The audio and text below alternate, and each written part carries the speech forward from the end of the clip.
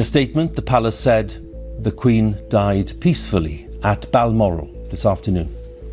The King and the Queen Consort will remain at Balmoral this evening and will return to London tomorrow. Behind the shimmer of the Queen's halo tiara and within the towering walls of the Grand Palace, an unseen world of strict customs quietly operates. Here, every move follows rules as old as the crown itself. Get ready to peek behind those gilded gates, where decorum clashes with the occasional dash of bizarre, and discover how the monarchy maintains its mystique through protocols both awe-inspiring and astonishing. Number 15. The significance of tiaras. Few things scream royal glamour like a sparkling tiara. These dazzling headpieces often show up on the heads of duchesses and princesses at high-profile evening events, and they're more than just fancy ornaments. In the British royal family, tiaras are packed with meaning, tradition, and a good dose of wow factor. For starters, not everyone gets to wear one. Traditionally, tiaras are reserved for married women. That's why royal fans watch weddings so closely. Everyone's eager to see which tiara the bride will choose from the family's collection on her big day. It's like a rite of passage signaling that she has officially stepped into her royal role. Younger or unmarried women typically go without, which only adds to the tiara's sense of mystique. There's also a timing rule. Tiaras are usually only worn after 6 p.m. and at formal functions like state dinners, lavish receptions, or major royal galas. The idea is that these stunning accessories belong in an evening atmosphere, where ballroom chandeliers and camera flashes can catch every sparkle of diamond, pearl, or precious gem. Number 14. Autographs and selfies are forbidden. Have you ever dreamed of running into a royal on the street, snapping a selfie with them, and getting their autograph for good measure? It might sound like a memorable moment, but don't hold your breath. One of the quirkier rules in the royal family's playbook is the strict prohibition on handing out signatures, or posing for selfies. Though it might seem disappointing to fans, this custom exists for some pretty sensible reasons when you peel back the layers. First, there's the matter of security. Autographs can be forged, which is a big concern when you're dealing with some of the most famous individuals on the planet. If a royal's signature fell into the wrong hands, it could be misused in countless problematic ways. Thus, to sidestep any hint of fraud, they typically avoid signing their name for casual requests. Instead, official documents and ceremonial guestbooks are about as close as you'll get to a royal autograph. Selfies, on the other hand, pose their own issues. Imagine a crowd of people trying to snag the perfect angle with Prince William or the Duchess of Cambridge, each turning their back on them for that perfect shot. Not only does it look a bit chaotic, but it also disrupts the traditional notion of courtesy. Royals prefer direct eye contact and polite conversation over a phone camera jammed in their face. From a security standpoint, having strangers press in to capture a selfie could create safety hazards too. Number 13. Women must carry a clutch. When you see Kate Middleton, Meghan Markle, or Queen Camilla stepping out for an official event, take note of their accessories. More often than not, you'll see a small clutch in their hand. Sure, it might look like a chic fashion choice, but in the realm of royal protocol, it's so much more than just an accessory. This pocket-sized bag is a discreet tool that helps royal women navigate public engagements with grace, style, and a dash of secrecy. For starters, a clutch is a clever way to avoid awkward moments. By keeping both hands gently clasped around it, they can politely sidestep forced handshakes in situations where it might be uncomfortable, or simply not part of the plan. If you've ever felt unsure about how to greet someone, imagine the stakes doubling, times 1,000, when every camera in the world is pointing at you. The clutch acts as a polite barrier, signaling control while keeping interactions streamlined and refined. Even more fascinating is how this little purse helps with behind-the-scenes communication. Some royals reportedly use clutch movements as subtle gestures to staff, like switching a purse from one arm to the other to signal an aide that they're ready to move on from a conversation. It's a silent, graceful language that keeps the event flowing smoothly, without anyone else being the wiser. Number 12. Shellfish is a forbidden delicacy. You might assume that being part of the royal family comes with front-row access to the world's most luxurious meals. And while that's largely true, think gourmet feasts and 5-star dining, there's one curious culinary rule that often surprises people. the royals are strongly advised to avoid shellfish.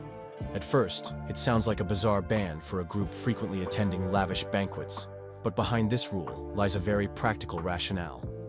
Shellfish, as tasty as it is, can be a prime culprit for food poisoning. Oysters, shrimp, crabs, and clams harbor a risk of bacteria and toxins that can lead to serious bouts of illness if they're not handled perfectly. When you're a royal with daily engagements, tours, and public appearances, there's little room in the schedule to recover from an unexpected gastronomic meltdown. So this rule is all about risk management, staying healthy to fulfill their non-stop duties. Another aspect is allergies. Shellfish allergies can be severe, and the royals can't afford to gamble with last-minute hospital visits or medication emergencies in the middle of a diplomatic event. Whether they're meeting heads of state or participating in charitable galas, it's crucial they remain in peak condition to represent the crown without incident. Number 11. Complicated curtsies. Ever watched a royal event and noticed female members of the family bend their knees in perfect harmony? That graceful dip isn't just an old-school courtesy move, it's a curtsy laden with rules and meanings that help maintain the hierarchy within the royal family. Although it seems like a dainty gesture, curtsies can be surprisingly intricate, reflecting respect not only for the monarch, but also for others higher up in the pecking order. At its most basic, a curtsy is a bend of the knees paired with a slight bow of the head. But the depth of that bend varies. If you're meeting the king or queen, the curtsy goes deeper. When faced with princesses or duchesses, the angle might be gentler, but it's still a visible mark of respect. It's a subtle, choreographed dance that reminds everyone of their rank and the importance of tradition within the royal household. What's more, curtsies aren't just for behind closed palace doors. They often happen in public too, especially during official ceremonies like Trooping the Color or weddings, letting spectators witness this centuries-old ritual. Even male members of the royal family show respect, albeit usually with a slight neck bow instead of a deep knee bend. Number 10. No monopoly for royals.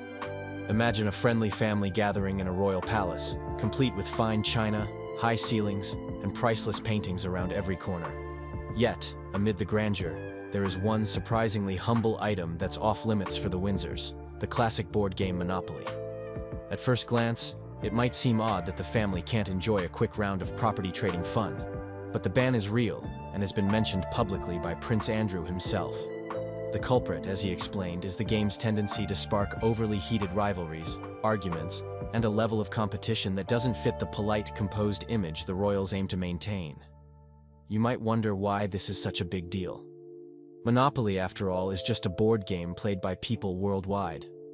But for a family where protocol and image are everything, raging debates over imaginary hotels and get-rich-quick strategies can appear a tad unseemly. Plus, it's not exactly the best look for the royal family to fight over who holds the title deed for Mayfair, when they are supposed to represent unity and poise. In many ways, the rule against playing Monopoly speaks to the weight of tradition. Even the family's leisure activities are guided by the desire to avoid unnecessary conflict or negative headlines. Number 9. The monarch sleeps first. Imagine being at a grand country estate, taking part in relaxed after-dinner conversations with the king or queen in a stately drawing room under glittering chandeliers. Sounds cozy, right? But here's the catch. Whenever you're around the British monarch, there's a long-standing guideline that says nobody heads to bed before they do. At least not without a very good reason. It's an old tradition that might raise eyebrows now, but it carries intriguing historical weight and etiquette charm. Why would anyone enforce a bedtime rule for adults, especially royals who hold their own lofty titles?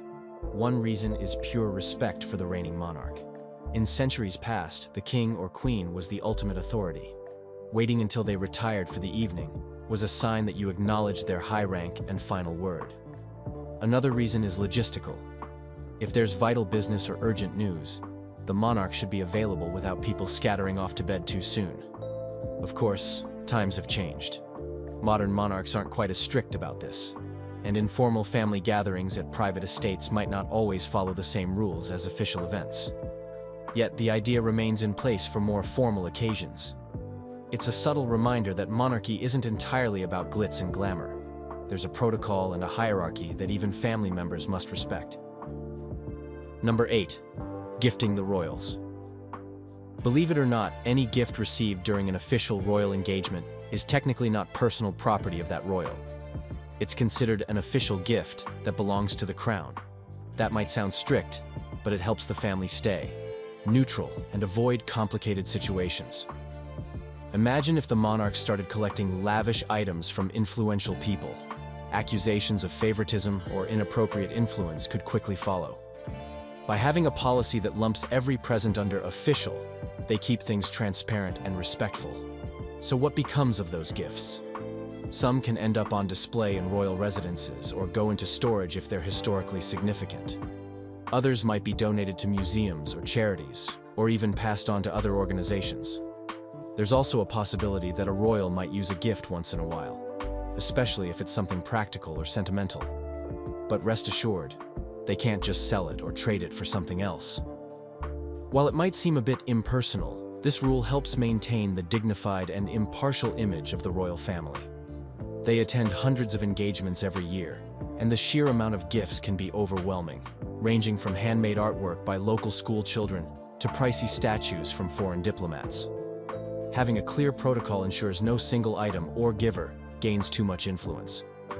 It's just one more example of how the monarchy stays both present in everyday life and carefully guarded by tradition. Number 7. Foreign language taboo. Ever notice how the British royal family almost always speaks English, no matter where they are? That's not a coincidence. There's an unwritten rule, or at least a firm guideline, that royals often steer clear of foreign languages when they're in the public eye. Of course, this doesn't mean they can't speak them. Many royals are fluent in multiple tongues. It's more about preventing awkward diplomatic hiccups and preserving a sense of consistency. How did this practice come to be?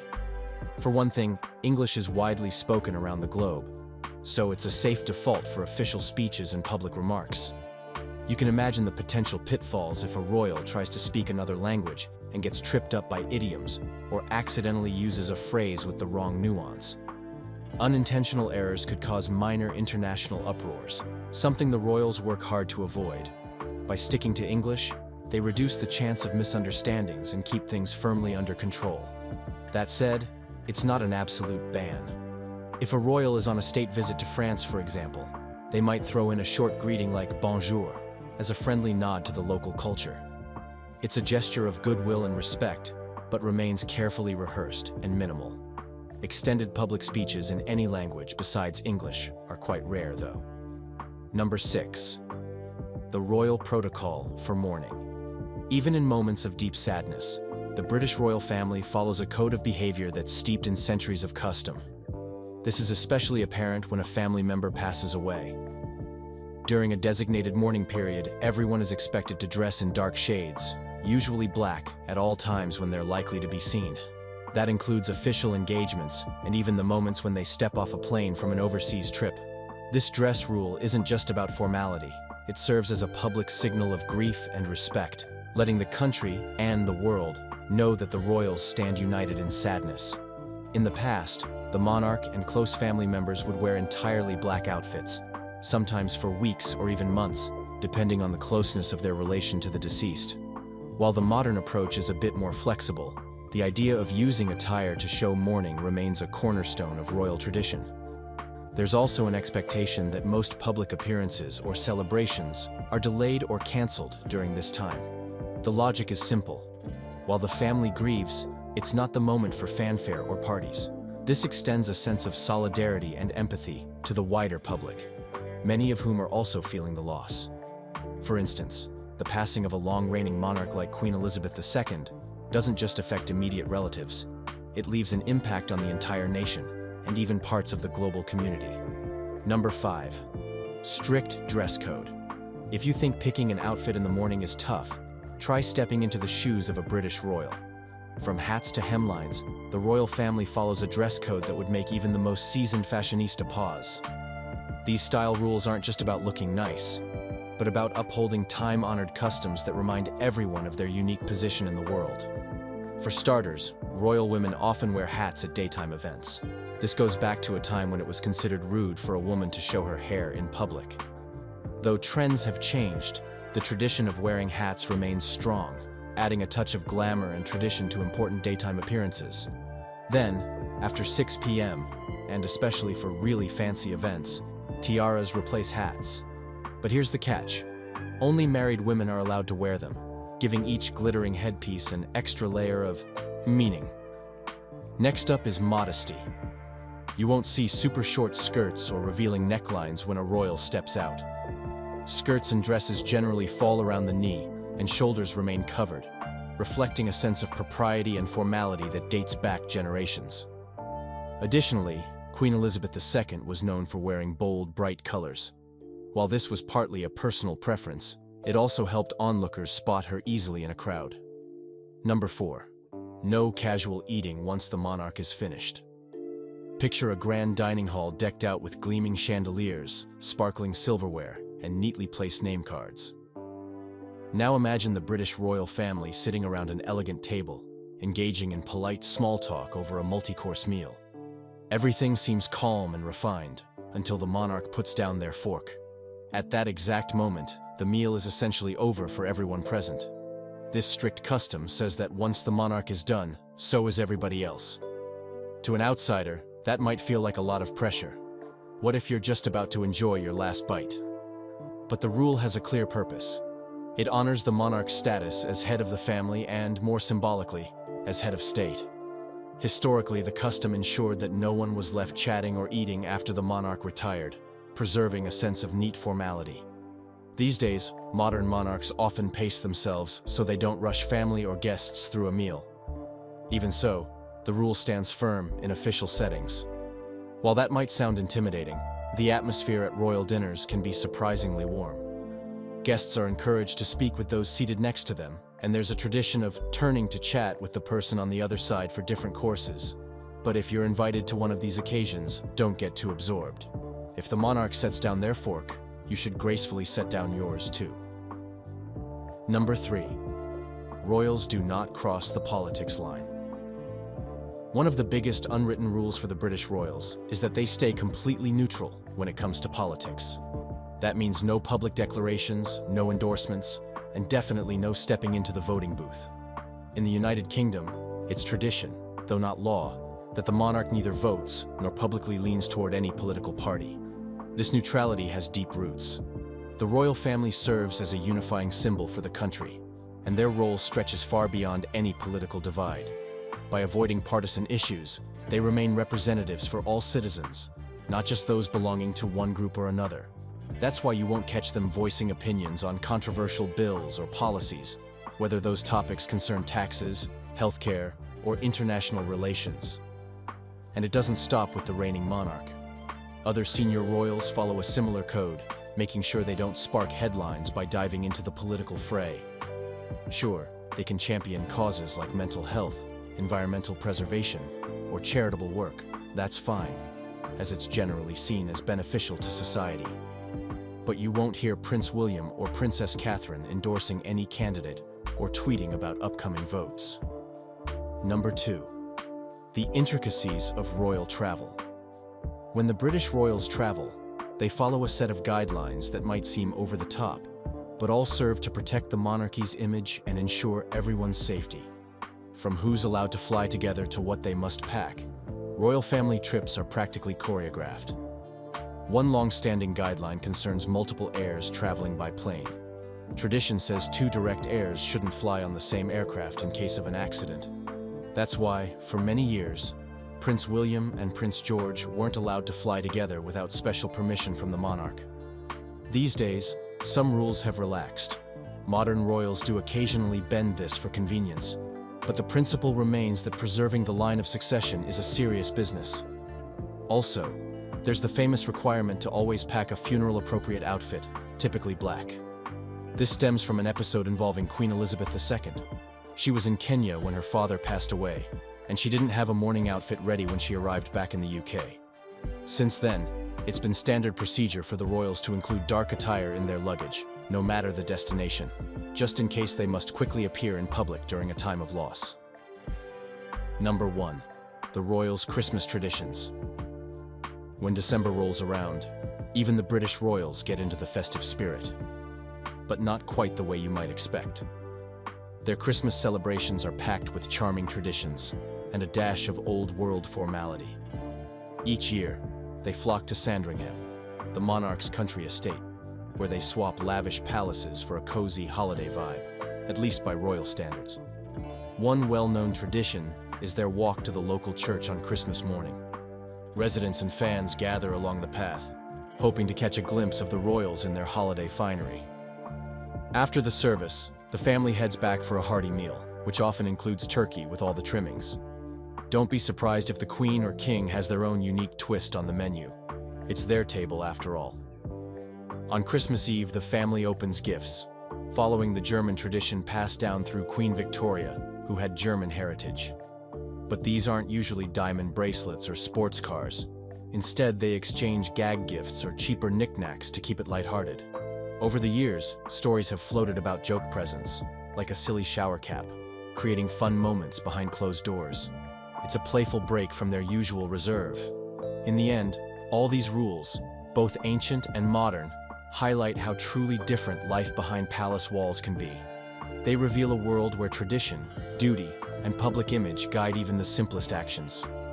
By following these customs, the royal family preserves a heritage that continues to captivate people everywhere.